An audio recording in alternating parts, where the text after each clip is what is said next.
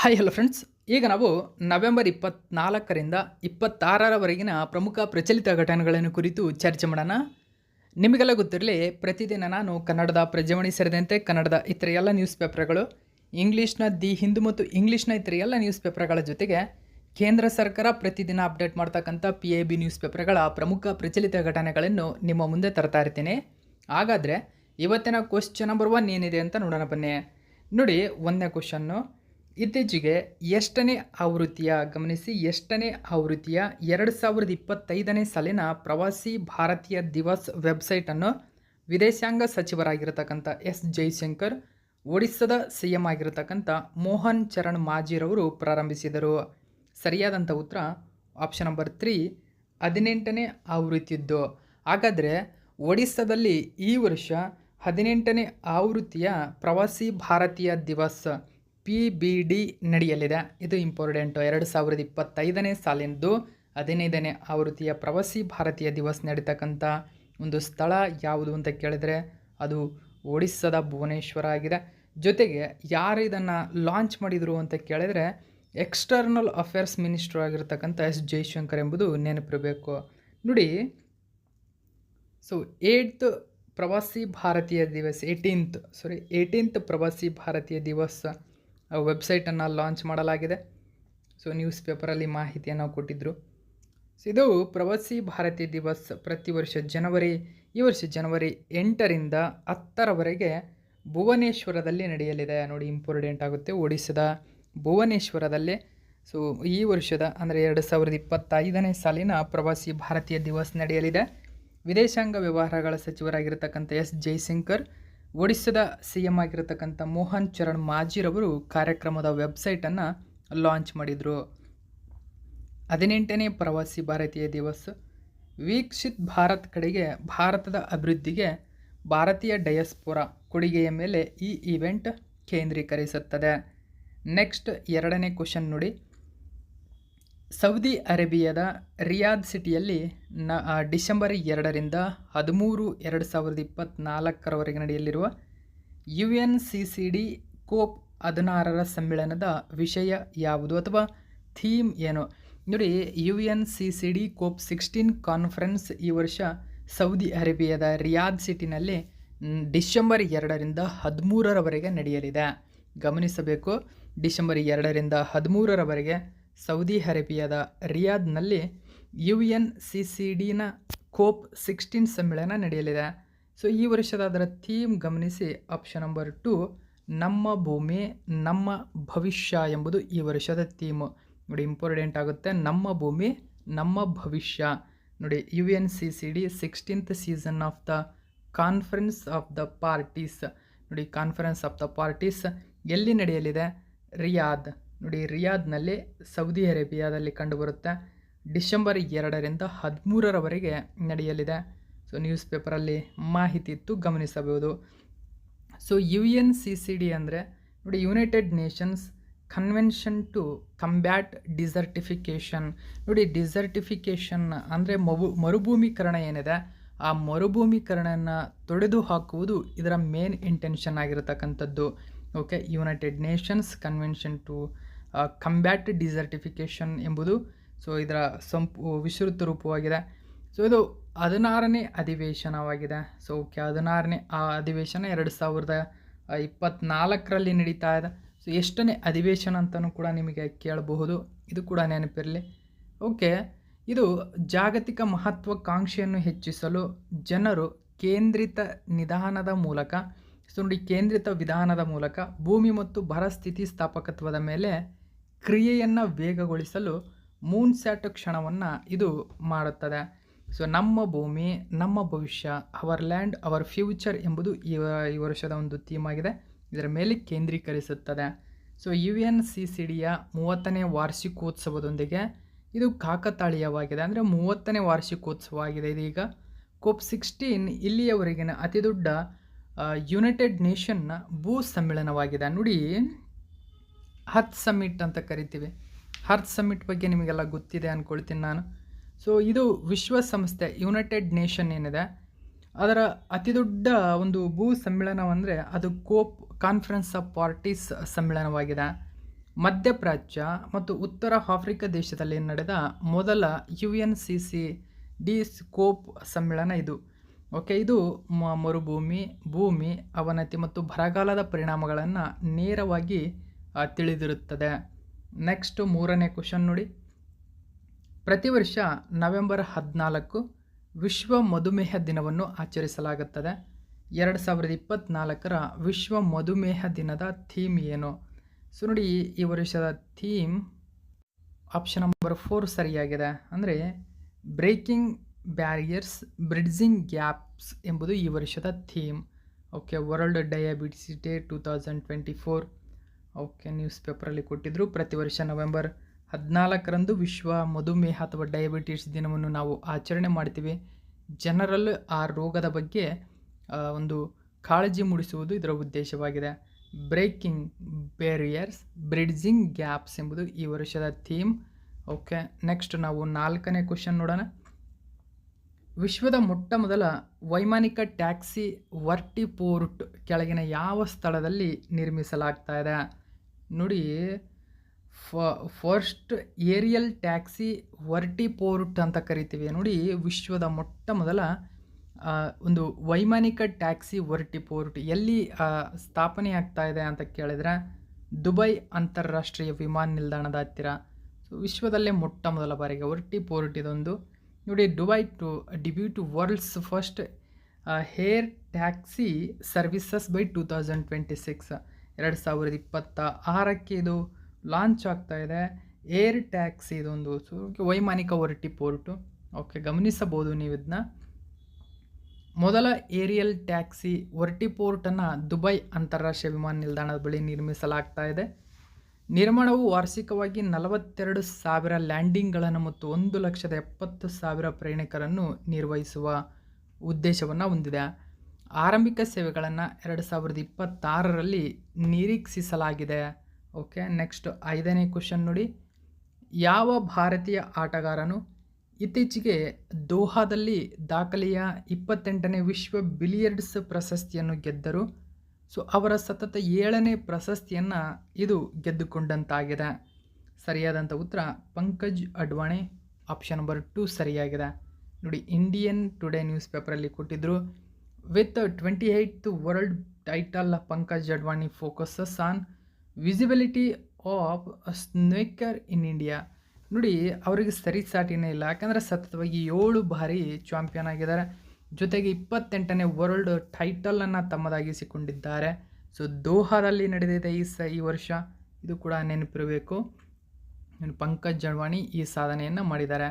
So 2024 November 9ರಂದು ದೋಹಾದಲ್ಲಿ ನಡೆದಂತಹ IBSF ವಿಶ್ವ billiards ಚಾಂಪಿಯನ್ಶಿಪ್ನಲ್ಲಿ ಇಂಗ್ಲೆಂಡ್ ದೇಶದ ರಾಬರ್ಟ್ ಹಾಲ್ ಅವರನ್ನು 4-2 ಅಂತರದಿಂದ ಸೋಲಿಸಿ ಈ ಸತತ 7ನೇ ಗೆಲುವು ದಾಖಲಿಸಿದ್ದಾರೆ.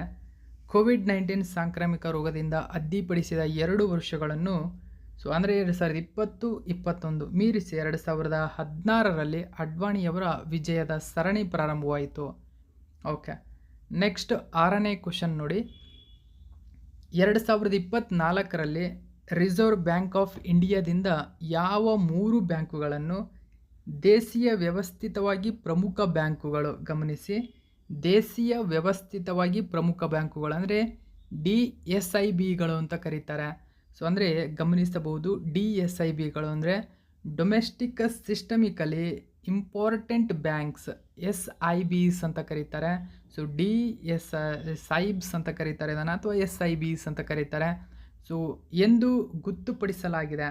ಸೊ ಹಾಗಾದರೆ ಯಾವ ಆ 3 ಬ್ಯಾಂಕುಗಳು ಯಾವುವು ನೋಡಿ. ಇದೀಗ ರಿಸರ್ವ್ ಬ್ಯಾಂಕ್ ಆಫ್ ಇಂಡಿಯಾ ನೋಡಿ, ಭಾರತದ ಅತ್ಯುನ್ನತ ಬ್ಯಾಂಕ್ ಅದು. ಓಕೆ, ಕೇಂದ್ರೀಯ ಬ್ಯಾಂಕ್ ಅದು. ಆ ಬ್ಯಾಂಕ್ ಯಾವುದಾದ್ರೂ ಒಂದು ಬ್ಯಾಂಕ್ ಗುರುತು ಮಾಡಿದರೆ ಅದು ತುಂಬಾ ಇಂಪಾರ್ಟೆಂಟ್ ಆಗುತ್ತೆ. ಆ 3 ಬ್ಯಾಂಕುಗಳನ್ನು ಇದೀಗ ಡೊಮೆಸ್ಟಿಕ್ ಸಿಸ್ಟಮೆಟಿಕಲಿ ಇಂಪಾರ್ಟೆಂಟ್ ಬ್ಯಾಂಕ್ಸ್ ಎಂದು ಗುರುತು ಮಾಡಿದೆ, ಅಂದರೆ DSIBs ಎಂದು.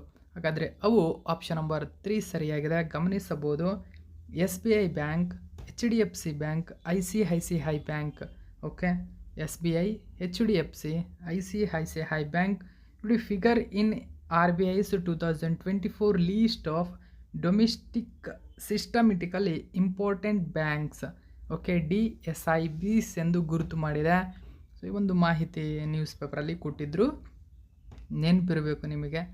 ಸೊ ಈ ಒಂದು DSIB ಎಂದು ಪಡೆದುಕೊಳ್ಳಲು ಆ ಒಂದು ಬ್ಯಾಂಕ್ ಹೆಚ್ಚಿನ ಸಾಮಾನ್ಯ ಇಕ್ವಿಟಿ ಅಂದರೆ ಶ್ರೇಣಿ 1 ಸೆಟ್ 1 ಬಂಡವಾಳ ಬಫರನ್ನು ಹೊಂದಿರಬೇಕಾಗುತ್ತೆ ಅದು. ಸೊ ಇವೆಲ್ಲವೂ ಅಂದರೆ ಈ 3 ಬ್ಯಾಂಕುಗಳು SBI, HDFC, ICICI ಬ್ಯಾಂಕುಗಳು ಸೆಟ್ 1ನಲ್ಲಿ ಬಫರ್ ವರ್ಗದಲ್ಲಿ ನಂಬರ್ 1 ಸ್ಥಾನದಲ್ಲಿರ್ತಕ್ಕಂಥದ್ದು. ಹಾಗಾದರೆ ಈ DSIB ಚೌಕಟ್ಟು 2014ರಲ್ಲಿ RBI ಇದನ್ನು ಪರಿಚಯಿಸಿದೆ. ಓಕೆ, ನೆಕ್ಸ್ಟ್ 7ನೇ ಕ್ವಶನ್ ನೋಡಿ. 38ನೇ ಲೀಡ್ಸ್ ಅಂತಾರಾಷ್ಟ್ರೀಯ ಚಲನಚಿತ್ರೋತ್ಸವದಲ್ಲಿ ಮನೋಜ್ ಬಾಜಪೇಯಿಯವರ ಚಲನಚಿತ್ರ ದಿ ಫ್ಯಾಬಲ್ ಯಾವ ಪ್ರಶಸ್ತಿಯನ್ನು ಗೆದ್ದುಕೊಂಡಿದೆ? ನೋಡಿ, ದಿ ಫ್ಯಾಬಲ್. ಸೊ ಇದು ಮನೋಜ್ ಬಾಜಪೇಯಿಯವರ ಒಂದು ಚಲನಚಿತ್ರ. So leads international film festival ಇತ್ತೀಚೆಗೆ ನಡೆದಿದೆ. ಲೀಡ್ಸ್ ಇಂಟರ್ನ್ಯಾಷನಲ್ ಫಿಲ್ಮ್ ಫೆಸ್ಟಿವಲಲ್ಲಿ ಸೊ ಭಾರತದಿಂದ ಇದು ಅತ್ಯುತ್ತಮ ಚಿತ್ರ ಪ್ರಶಸ್ತಿ ಪಡೆದುಕೊಂಡಿದೆ. ಅಂದರೆ ಬೆಸ್ಟ್ ಫಿಲ್ಮ್ ಅಂದರೆ ಇಡೀ ಒಂದು ಲೀಡ್ಸ್ ಇಂಟರ್ನ್ಯಾಷನಲ್ ಫಿಲ್ಮ್ ಫೆಸ್ಟಿವಲಲ್ಲೇ ಬೆಸ್ಟ್ ಫಿಲ್ಮ್ ಅವಾರ್ಡನ್ನು ಪಡೆದುಕೊಂಡಿದೆ. ದಿ ಫ್ಯಾಬಲ್ ತುಂಬಾ ಇಂಪಾರ್ಟೆಂಟು ಕ್ವಶನ್ ನೋಡಿ. Manoj Bajpayee's the fable wins best film award at Leeds international film festival in UK. So ಯುಕೆಯಲ್ಲಿ ನಡೆದಿರ್ತಕ್ಕಂಥ ಈ ಒಂದು ದಿ ಫ್ಯಾಬಲ್ ಎಂಬತಕ್ಕಂಥ ಚಿತ್ರ ಈ ಪ್ರಶಸ್ತಿಯನ್ನು ಪಡೆದುಕೊಂಡಿರ್ತಕ್ಕಂಥದ್ದು. ಸೊ ಮನೋಜ್ ಬಾಜಪೇಯಿ ಅವರನ್ನು ಗಮನಿಸಬಹುದು ನೀವು. ಸೊ ನ್ಯೂಸ್ ಪೇಪರಲ್ಲಿ ಒಂದು ಮಾಹಿತಿ ಕೊಟ್ಟಿದ್ದರು, ನೆನಪಿರಲಿ. ಸೊ ಇದು ವಸಾಹತುಶಾಹಿ ಮತ್ತು ಕಾರ್ಮಿಕ ಸಂಬಂಧದಂತಹ ವಿಷಯಗಳ ಮೇಲೆ ಕೇಂದ್ರೀಕರಿಸಿದೆ. ನಿರ್ದೇಶಕರು ರಾಮ್ ರೆಡ್ಡಿ. ಓಕೆ, ನೆಕ್ಸ್ಟ್ ನಾವು 8ನೇ ಕ್ವಶನ್ ನೋಡೋಣ. ಸೊ ನೋಡಿ, ವೇದಿಯ ಮತ್ತು ಸಾಫ್ಟ್ ಬ್ಯಾಂಕ್ನಿಂದ ಪ್ರಾರಂಭಿಸಿದ ವಿಶ್ವದ ಮೊಟ್ಟ ಮೊದಲ AI ಮತ್ತು 5G ಟೆಲಿಕಾಂ ನೆಟ್ವರ್ಕ್ ಪೈಲಟ್ನ ಹೆಸರೇನು? ಸೊ ಸರಿಯಾದಂಥ ಉತ್ತರ AI RAN ಅಂತ ಕರಿತೀವಿ. ಸೊ RAN ಅಂದರೆ ರೇಡಿಯೋ ಆಕ್ಸೆಸ್ ನೆಟ್ವರ್ಕ್, ಅಂದರೆ artificial intelligence radio access network. So ಇದು ಏನು ಮಾಡುತ್ತೆ? ಇದು world first AI and 5G telecom network ಆಗಿದೆ. ಸೊ ಈ ಪಾಯಿಂಟ್ ತುಂಬ ಇಂಪಾರ್ಟೆಂಟ್ ಆಗುತ್ತೆ. World first AI and 5G telecom network ಆಗಿದೆ. ಸೊ ಇದನ್ನು ನೋಡಿ, ವೇದಿಯ ಮತ್ತು ಸಾಫ್ಟ್ ಬ್ಯಾಂಕ್ 2 ಜಾಯಿಂಟ್ ಆಗಿ ಅಭಿವೃದ್ಧಿಪಡಿಸಿರತಕ್ಕಂಥದ್ದು, ಅಂದರೆ ಡೆವಲಪ್ ಮಾಡಿದೆ. ಓಕೆ, ಸೊ AI RAN ಅಂತ ಕರಿತೀವಿ. ಪಾಯಿಂಟ್ ಇಂಪಾರ್ಟೆಂಟ್ ನೋಡಿ. ವೇದಿಯ and SoftBank pilot world's first AI and 5G telecom network. Okay, ಇದನ್ನು ಸೊ ದಿ ಹಿಂದೂ ಪೇಪರ್ನಲ್ಲಿ ಒಂದು ಮಾಹಿತಿಯನ್ನು ನೀಡಿದ್ರು. ಓಕೆ, ರೇಡಿಯೋ ಆಕ್ಸೆಸ್ ನೆಟ್ವರ್ಕ್ RANನ ಫುಲ್ ರೂಪ. ಸೊ ಈ ನೆಟ್ವರ್ಕ್ ಏನಿದೆ AI ಮತ್ತು 5G ವರ್ಕ್ ಲೋಡ್ಗಳನ್ನು ಏಕಕಾಲದಲ್ಲಿ ರನ್ ಮಾಡಬಹುದು. ಗಮನಿ ನೋಡಿ, ವರ್ಕ್ ಲೋಡ್ಗಳೇನಿದ್ದಾವೆ, ಸೊ ಅಂದರೆ ಆರ್ಟಿಫಿಷಿಯಲ್ ಮತ್ತು 5G ವರ್ಕ್ ಲೋಡ್ಗಳನ್ನು ಏಕಕಾಲದಲ್ಲಿ ಇದು ರನ್ ಮಾಡುವ ಸಾಮರ್ಥ್ಯವನ್ನು ಹೊಂದಿದೆ. ಅಷ್ಟೇ ಅಲ್ಲದೆ ಸ್ವಾಯತ್ತ ವಾಹನ ರಿಮೋಟ್ ಬೆಂಬಲ ಮತ್ತು ರೋಬೋಟಿಕ್ಸ್ ನಿಯಂತ್ರಣದಂತಹ AI ಆಧಾರಿತ ಅಪ್ಲಿಕೇಶನ್ಗಳನ್ನು ಸಕ್ರಿಯಗೊಳಿಸುತ್ತದೆ. ನೋಡಿ, ಚಾಲನೆ ಮಾಡಲು ಕೂಡ ಇದು ಸಹಾಯ ಮಾಡುತ್ತದೆ. ನೆಕ್ಸ್ಟ್ 9ನೇ ಕ್ವಶನ್ ನೋಡೋಣ. ವೈ ಭಾರತ್ ಮ್ಯಾಟರ್ಸ್ ಪುಸ್ತಕವನ್ನು ಬರೆದವರು ಯಾರು? ತುಂಬಾ ಇಂಪಾರ್ಟೆಂಟ್ ಪುಸ್ತಕ ಇದು, ವೈ ಭಾರತ್ ಮ್ಯಾಟರ್ಸ್. ರೀಸೆಂಟಾಗಿ ಏನು ಎಕ್ಸಾಮ್ ನಡೀತದವೆ, ಪ್ರತಿಯೊಂದು ಎಕ್ಸಾಮ್ಗಳಲ್ಲಿ ಪ್ರಮುಖ ವ್ಯಕ್ತಿಯ ಪುಸ್ತಕ ಯಾರಾದರೂ ಬರೆದಿದ್ದರೆ ಅವನು ಕೇಳ್ತಾ ಇದ್ದಾರೆ. ಸೊ ಇದು ತುಂಬಾ ಪ್ರಮುಖ ವ್ಯಕ್ತಿ ಬರೆದಿರತಕ್ಕಂಥದ್ದು. ಯಾಕಂದರೆ ಇದನ್ನು ಡಾಕ್ಟರ್ S ಜೈಶಂಕರ್ ಬರೆದಿದ್ದಾರೆ, ವಿದೇಶಾಂಗ ಸಚಿವರು. ಓಕೆ, ಎಕ್ಸ್ಟರ್ನಲ್ ಅಫೇರ್ಸ್ ಮಿನಿಸ್ಟ್ರಿ ಬರೆದಿರತಕ್ಕಂಥದ್ದು. ವೈ ಭಾರತ್ ಮ್ಯಾಟರ್ಸ್ ಎಂಬತಕ್ಕಂಥ ಒಂದು ಪ್ರಮುಖ ಪುಸ್ತಕ. ಸೊ ಇದನ್ನು ಗಮನಿಸಬೇಕು ನೀವು. ಓಕೆ, ಸೊ ಗಮನಿಸಿ. ಎಕ್ಸ್ಟರ್ನಲ್ ಅಫೇರ್ಸ್ ಮಿನಿಸ್ಟರ್ ಆಗಿರತಕ್ಕಂಥ US ಜೈಶಂಕರ್ ಅವರು ಲಾಂಚ್ ಮಾಡಿದ್ದಾರೆ. ಸೊ ಇದೊಂದು ಅಥೆಂಟಿಕ್ ರೆಪ್ರೆಸೆಂಟೇಷನ್ ಆಫ್ ಸೊಸೈಟಿ ಬಗ್ಗೆ ತಿಳಿಸುತ್ತದೆ. ನೋಡಿ, ಎಥಿಕ್ಸ್ಗಳ ಬಗ್ಗೆ ಮಾಹಿತಿಯನ್ನು ನೀಡುತ್ತೆ. ಸೊ ಭಾರತ್ ಅಂತ ಕರೀತೀವಿ. ವೈ ಭಾರತ್ ಮ್ಯಾಟರ್ಸ್ ಎಂಬುದು ಈ ಪುಸ್ತಕದ ಹೆಸರು. ದುಬೈನ ಮೊಹಮ್ಮದ್ ಬಿನ್ ರಶೀದ್ ಲೈಬ್ರರಿಯಲ್ಲಿ ಈ ಪುಸ್ತಕವನ್ನು ಲಾಂಚ್ ಮಾಡಿದ್ದಾರೆ. ಪುಸ್ತಕವು ವಿಶ್ವದಲ್ಲಿ ಭಾರತದ ವಿಕಾಸದ ಸ್ಥಾನ, ಸ್ವಾವಲಂಬನೆ ಮತ್ತು ಜಾಗತಿಕ ಸವಾಲುಗಳನ್ನು ಚರ್ಚಿಸುತ್ತದೆ. ಡಾಕ್ಟರ್ ಜೈಶಂಕರ್ ಭಾರತವು ಪ್ರಜಾಪ್ರಭುತ್ವೀಕರಣ, ಆರ್ಥಿಕ ಬೆಳವಣಿಗೆ ಮತ್ತು ಜಾಗತಿಕ ರಾಜಕೀಯದಲ್ಲಿ ಅದರ ಪಾತ್ರವನ್ನು ಹೇಗೆ ಬದಲಾಯಿಸುತ್ತದೆ ಎಂಬುದನ್ನು ಅನ್ವೇಷಿಸುತ್ತದೆ. 10ನೇ ಕ್ವೆಶ್ಚನ್ ನೋಡೋಣ. ಹೊಂಡುರಾಸ್ ಕರಾವಳಿಯಲ್ಲಿ ಕೆಳಗಿನ ಯಾವ ಚಂಡಮಾರುತವು ಮಧ್ಯ ಅಮೆರಿಕದಲ್ಲಿ ತೀವ್ರ ಪ್ರವಾಹ ಮತ್ತು ಮಣ್ಣಿನ ಕುಸಿತವನ್ನು ಉಂಟುಮಾಡಿದೆ? ಸರಿಯಾದಂಥ ಉತ್ತರ ಉಷ್ಣವಲಯದ ಚಂಡಮಾರುತವಾಗಿರತಕ್ಕಂಥ ಸಾರಾ. ನೋಡಿ, ಸಾರಾ ಒಂದು ಉಷ್ಣವಲಯದ ಚಂಡಮಾರುತವಾಗಿದೆ. ಹೊಂಡುರಾಸ್ ಕರಾವಳಿಯಲ್ಲಿ ಈ ಪ್ರವಾಹ ಕಂಡು ಬಂದಿರತಕ್ಕಂಥದ್ದು ಅಂದರೆ ಮಧ್ಯ ಅಮೆರಿಕ. ಆದರೆ ಗಮನಿಸಬೇಕು, ಸಾರಾ ಚಂಡಮಾರುತ ಕಂಡು ಬಂದಿರತಕ್ಕಂಥದ್ದು ಅಮೆರಿಕದಲ್ಲಿ, ಮುಖ್ಯವಾಗಿ ಮಧ್ಯ ಅಮೆರಿಕದ ಹೊಂಡುರಾಸ್ ಕರಾವಳಿಯಲ್ಲಿ ಎಂಬುದು ನೆನಪಿರಲಿ. ಒಂದು ಮಾಹಿತಿ ಕೂಡ ನ್ಯೂಸ್ ಪೇಪರಲ್ಲಿ ಕೊಟ್ಟಿದ್ದಾರೆ, ಗಮನಿಸಬಹುದು ಮ್ಯಾಪ್ನ ನೀವು. ಸೊ ಈ ಒಂದು ಹೊಂಡುರಾಸ್ ಒಂದು ಕರಾವಳಿಯಲ್ಲಿ ಏನಿದೆ, ಸೊ ಇಲ್ಲಿ ಎಕ್ಸ್ಟ್ರೀಮ್ ಆಗಿರತಕ್ಕಂಥದ್ದು ಟ್ರಾಪಿಕಲ್ ಸ್ಟಾರ್ಮ್ ಸಾರಾ ಅಂತ ಕರಿತೀವಿ. ಓಕೆ, ಸೊ ಭೀಕರ ಚಂಡಮಾರುತ ಎದ್ದಿರತಕ್ಕಂಥದ್ದು ಗಂಟೆಗೆ 36 ಕಿಲೋಮೀಟರ್ ವೇಗದಲ್ಲಿ ಬರ್ತಾ ಇದೆ. ಸೊ ಆ ಕಾರಣಕ್ಕಾಗಿ ನ್ಯೂಸ್ ಪೇಪರಲ್ಲಿ ಇದು ಕೂಡ ಪ್ರಚಲಿತದಲ್ಲಿತ್ತು, ಇದು ಕೂಡ ನೆನಪಿರಲಿ. ಸೊ ನೆಕ್ಸ್ಟ್ ಮಾಹಿತಿಯೊಂದಿಗೆ ನಿಮ್ಮ ಮುಂದೆ ಬೇಗನೆ ಬರ್ತೀನಿ. So thank you so much for watching my video friends.